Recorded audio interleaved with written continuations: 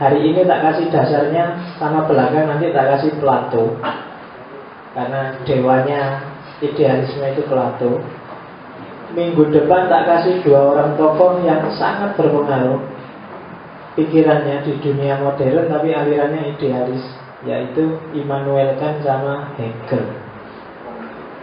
Itu aja. Jadi idealisme saya wakilkan pada tiga orang ini, Plato, Kant sama Hegel. Oke. Jadi untuk gelombang awal pikiran kita masih tak kasih dasar-dasar, bau baratnya masih agak kuat. Tapi semoga nanti ngaji kita panjang dan ada saatnya kita masuk Islam. Ya, ya. Jadi makanya jaga statement saya nggak tahu nanti kita masuk Islam kamu masih di sini apa sudah lulus kuliahnya saya nggak tahu. Tapi yang jelas di belakang kita akan masuk Islam. Cuma karena masuk Islam harus lewat sini dulu. Karena filosof Muslim itu diawali dari Yunani, Helenisme, Romawi, baru jadi Islam. Jadi saya harus lewat sini dulu. Cuma kenapa harus ada Kant, Hegel, dan filosof modern termasuk Marx kayak kemarin, ya konsekuensi tema. Karena kita masuk ranah ontologis, dan di dunia ontologis ada ide-ide ini, dan ide-ide ini memuncak di tokoh-tokoh filosof barat. Apa nggak ada di Islam? Ada, cuma kan harus melewati Yunani, Romawi dulu. Jadi pokoknya saya ngaturnya kayak gini lah, kamu manut aja lah. Oke, jadi dasarnya idealisme yang pertama adalah hakikat itu ada dalam jiwa atau ruh atau ide. Materi cuma bungkusnya. Jadi fisikmu itu cuma casing. Jangan sumpek dengan casing. Casing itu bisa ganti-ganti. Makanya orang Buddha, orang Hindu, beberapa aliran dalam Islam setuju dengan ide reinkarnasi. Reinkarnasi itu bahwa nanti kalau kita meninggal dan jiwa kita belum layak untuk ketemu Allah, karena yang layak ketemu Allah itu kan nafsul mutmainnah. Kalau kita belum nafas mutmainnah kan nggak bisa kembali ke Allah, maka dia akan lahir kembali. Itu ide reinkarnasi. Itu kayak gini asumsinya. Jadi bahwa karena memang badan itu cuma casing, fisik itu cuma casingnya. Dia bisa mati, bisa hancur, tapi kan isinya lebih penting. Rohmu itu fisiknya bisa mati, tapi kan dia ada. Nggak pernah ada orang bilang rohnya yang mati, tapi mesti jasadnya. Karena cuma casing, maka hanya orang yang tidak pinter yang sumpek dengan casing. Kamu nggak perlu stres karena rambutmu keriting atau karena kulitmu hitam. Itu cuma casing. Lebih penting dalamnya. Banyak orang yang kulitnya hitam tapi hatinya jauh lebih hitam. Ya, yang hatinya putih juga banyak. Tapi itu casing. Jadi kamu nggak perlu menghabiskan uang banyak-banyak untuk beli pemutih, nggak perlu menghabiskan uang banyak untuk ke salon rebonding. Itu casing. Jadi kalau ada lawan jenismu nolak kamu hanya gara-gara kamu jelek, bilang aja kamu bodoh, kamu tertipu oleh casing. Jangan lihat casingnya dong, lihat dayanya. Lu kan dibalik diri kan ada spirit itu tinggi, jangan khawatir. Kalau casing itu cepat aus. Iya, nggak tahan lama. Masa jago-jagomu kan kalau casing paling umur 60 ke atas kamu sudah loyo. Tapi kalau spirit kan enggak, semangat. Jadi pamerkanlah semangatmu, jangan pamer casing. Karena casingmu nggak bisa dipamerkan. Oke. Yang kedua, dasarnya idealisme. Dunia ide itu lebih pasti dibandingkan dunia materi. Tadi sudah tak singgung. Ide itu sifatnya lebih utuh dan lebih tahan lama. Kalau materi dia bisa berubah-ubah. Materi itu berubah kayak di bawahnya, tidak stabil, tidak pasti. Kemarin hitam dikasih pemutih, besok jadi putih. Kemarin keriting direbonding jadi lurus. Itu materi. Tapi kalau ide enggak. Kalau orang suka padamu karena materimu, karena casingmu, karena fisikmu, dia tidak akan tahan lama. Tapi kalau karena saya suka kamu karena kamu itu orangnya ramah, itu ramah itu lebih tahan lama daripada kalau karena kamu jago. Orang ramah sama itu, karena itu kualitas yang sifatnya ideal, kualitas internal, kualitas dalam. Kemudian,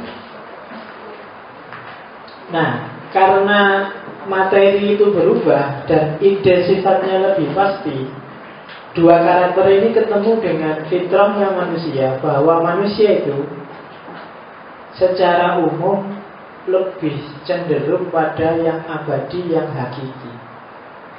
Manusia tidak suka yang temporer-temporer.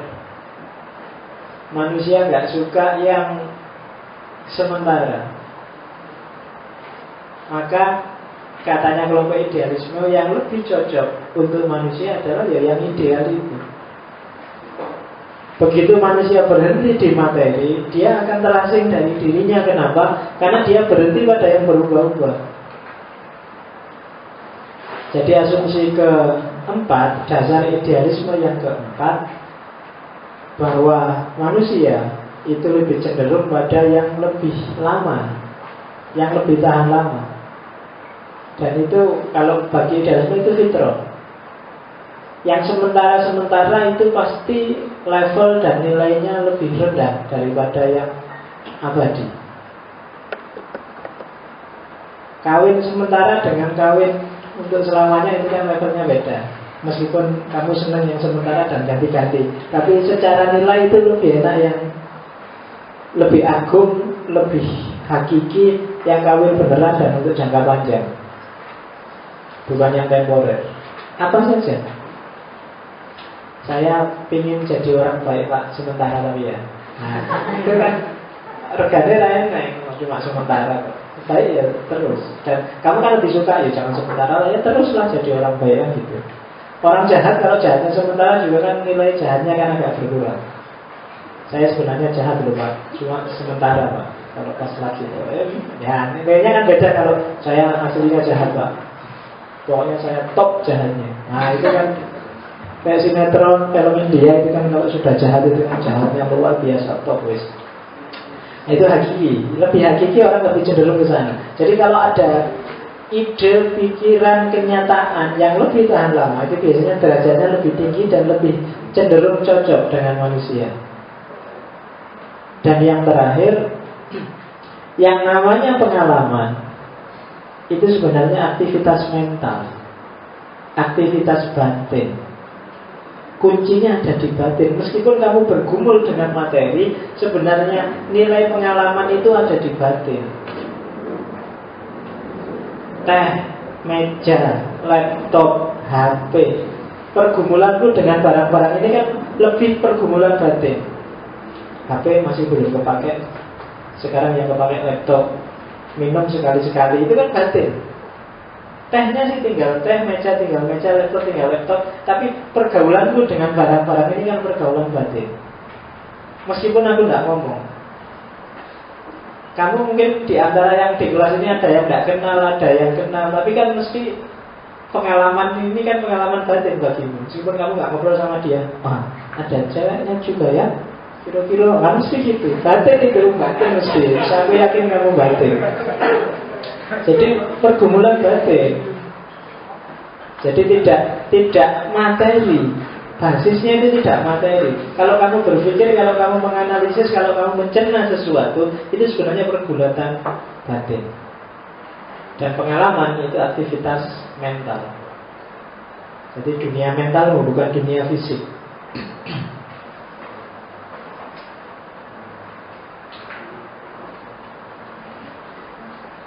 Oke. Selanjutnya, cara berpikirnya gimana sih idealisme itu? Modelnya jelas, deduksi. Saya nggak perlu jelaskan deduksi apa. Dulu di pertemuan keberapa itu sudah panjang lebar saya menjelaskan deduksi. Cuma polanya adalah idealisme adalah sebagian itu mewakili keseluruhan. Jadi yang namanya ide itu kan kamu mikir sebagiannya dan menyimpulkan keseluruhannya. Itu ide. Kalau berpikir materi kan harus kamu lihat satu-satu dulu, karena sifatnya induksi. Tapi karena ini deduksi, maka sebagian dianggap mewakili seluruhnya. Misalnya ada, kamu pengen teliti kayak gimana sih rasanya ngaji filsafat itu. Kamu datang 2 kali dan menyimpulkan ngaji filsafat itu ternyata ngantuk. 2 kali dan menyimpulkan kayak gitu. Kamu kan nggak perlu meneliti semuanya. Dari 2 kali itu kamu anggap, oh ya berarti. Nah, itu ide kan selalu begitu. Pemahaman selalu begitu. Dari melihat 1, 2, 3 orang Indonesia, kemudian kamu simpulkan, orang Indonesia sekarang ngamuan. Jadi cara berpikir selalu begitu. Jadi karena kalau mau model materialisme yang induktif kayak David Hume, kayak tokoh-tokoh empirisis, berat. Tidak mungkin kamu berpikir secara induksi. Induksi itu berarti ditanya satu-satu dan lengkap terus disimpulkan. Tidak bisa. Karena dunia ini sangat luas dan kompleks. Maka diasumsikan oleh idealisme sebagian itu mewakili keseluruhan. Jadi cara berpikir yang makro itu diwakili oleh mikro. Kalau aku ketemu kamu 3 hari dan ternyata isinya nesu-nesu, maka tak simpulkan kamu adalah orang pemarah. Sebenarnya nggak perlu aku harus ketemu kamu tiap hari. Jadi sebagian mewakili keseluruhan. Saya lupa kalau dalam bahasa Indonesia itu istilahnya apa ya. Yang ahli bahasa Indonesia silakan nyari sendiri. Bahasa Indonesia pun jelek. Mesti kecampuran Jawa itu enggak seru. Padahal dulu zaman saya awal jadi dosen itu ujian beratku adalah terpaksa ngajar bahasa Indonesia. Itu yang bikin di antara mata kuliah yang paling berat aku rasakan dalam ngajar itu bahasa Indonesia. Susahnya karena saya kalau ngomong biasanya mesti kecampuran bahasa Jawa.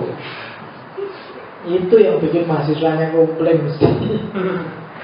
Jadi akhirnya saya menyerah. Sudah bahasa Indonesia juga tidak apa-apa lah. Orang Indonesia kan sekarang gitu. Bahasa Indonesia juga setengah, bahasa daerahnya juga setengah.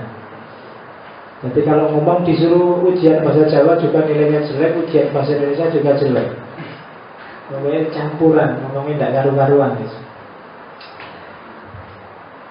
Dilanjutkan lagi.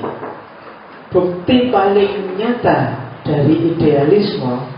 Jadi kalau ada tanya apa buktinya bahwa idealisme itu fungsional operatif dalam kehidupan, yang jelas fenomena nilai.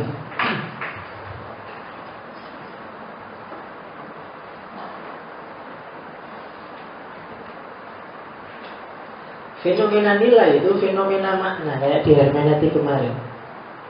Orang tidak pernah membiarkan materi itu bunyi dalam dirinya sendiri.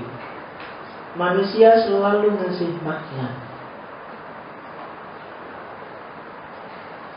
Misalnya apa wis?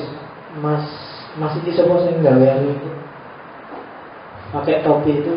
Kalau saya begitu lihat tuh pakai topi, di kepalaku munculnya Mbah Surip. Itu kan makna dariku. Daerah ini hubungannya sama Mbak Surip, tapi yang muncul karena pergaulanku selama ini yang lihat topi kayak gitu, Mbak Surip ya Mbak Surip. Kemudian lihat apalah, lihat apa aja selalu ngasih makna. Dan tidak pernah yang bunyi itu materinya, yang bunyi mesti maknanya. Lihat HP, kan HP Cina. Begitu saya ngomong HP Cina kan ya, memang made in Cina, tapi made in Cina itu kan di kepalamu tafsirannya nggak sekedar bahwa dia dibuat oleh Cina, tapi banyak embel-embelnya yang lain. Ya kan, apa nilai jual kembalinya rendah kah, apa ciplaan kah, apa tapi kan makna dari kamu. Barangnya itu cuma Cina. Minum teh, wah teh sekarang manis sekali, gulanya banyak. Nah tafsiranmu kan nggak sekedar bahwa gulanya banyak, mungkin tak milih dari sogeng teh. Itu makna. Belakang mesti orang nggak pernah membunyikan realitas yang namanya materi itu sendirian. Ada retak di tembok, itu kan biasanya nggak sekedar retak, kamu nafsirin macam-macam. Tukangnya korupsi mesti kumbaran. Mesti kok kali kok antara pengelola sama tukang.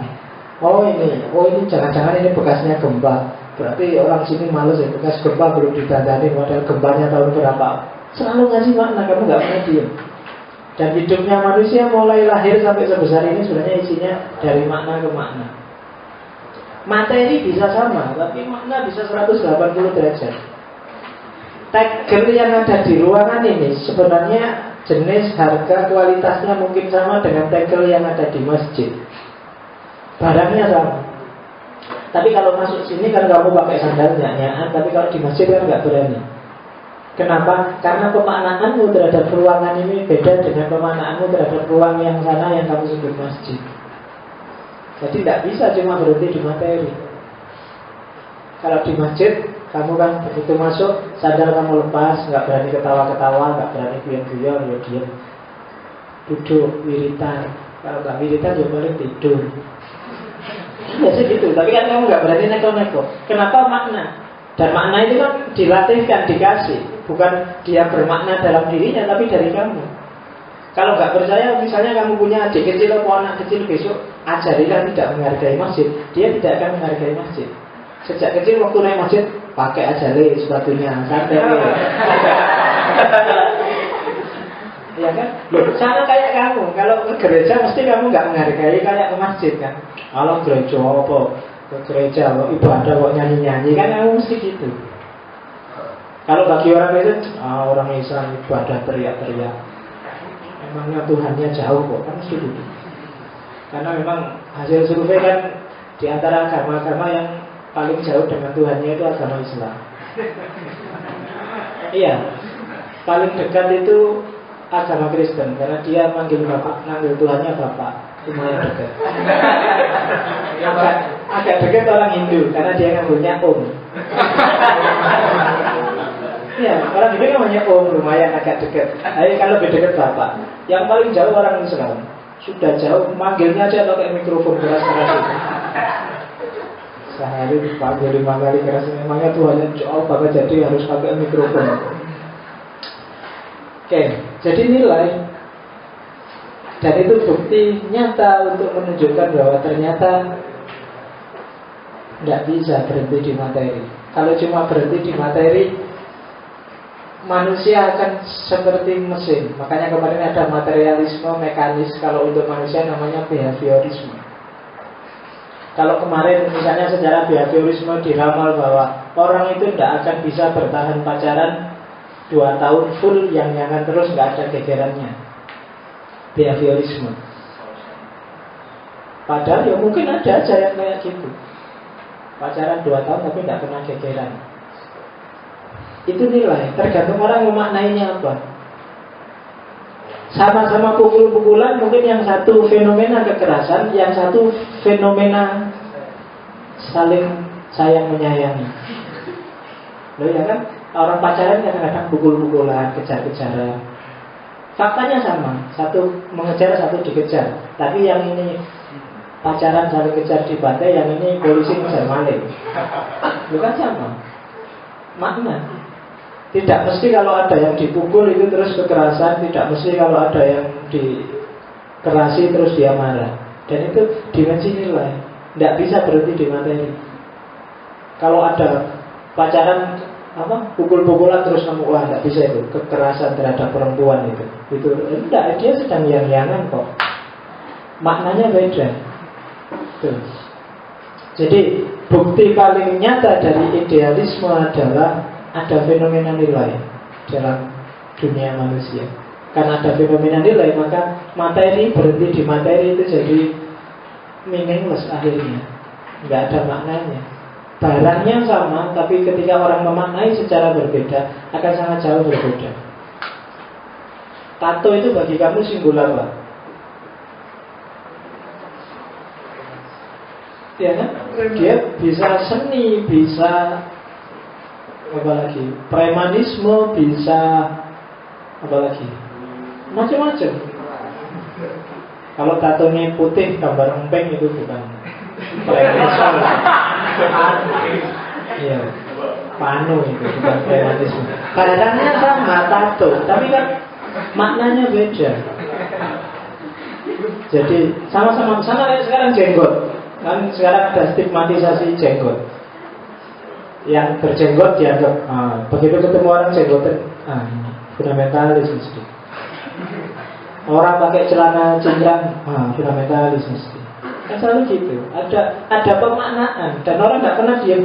Kenapa dia berjenggot? Ya jenggotnya tumbuh. Kan mesti nggak pernah kamu jawab kayak gitu itu. Ya karena jenggotnya tumbuh kan nggak mesti kamu. Oh itu dia mesti punya ideologi ini. Lah wong baduk itu aja kan kamu terjemahnya. Mesti rajin sholat ini. Saya nggak ngerti kok bisa ya. Saya perasaan juga sholat terus tapi kok nggak hitam-hitam ya. Iya. Gimana caranya biar kalau sholatnya ini duras kepala kok gitu. Saya nggak ngerti kok bisa ya orang-orang itu. Ada yang itu. Saya dikasih tipsnya dong. Iyalah, kayaknya atau alim menurut. Jenggot juga gitu kan. Cuma ini lagi-lagi makna. Seperti tak bilang minggu lalu kan, yang namanya kalimat aja jenggot dan masuk kalimat itu, wah kalimat ini ikut sunnah Nabi berarti. Kan tak begitu. Iya, itu makna. Dilanjutkan. Ada sedikit beda ini dalam sejarah cuma antara idealisme barat sama idealisme makna. Idealisme timur. Kalau idealisme barat sifatnya fisikal.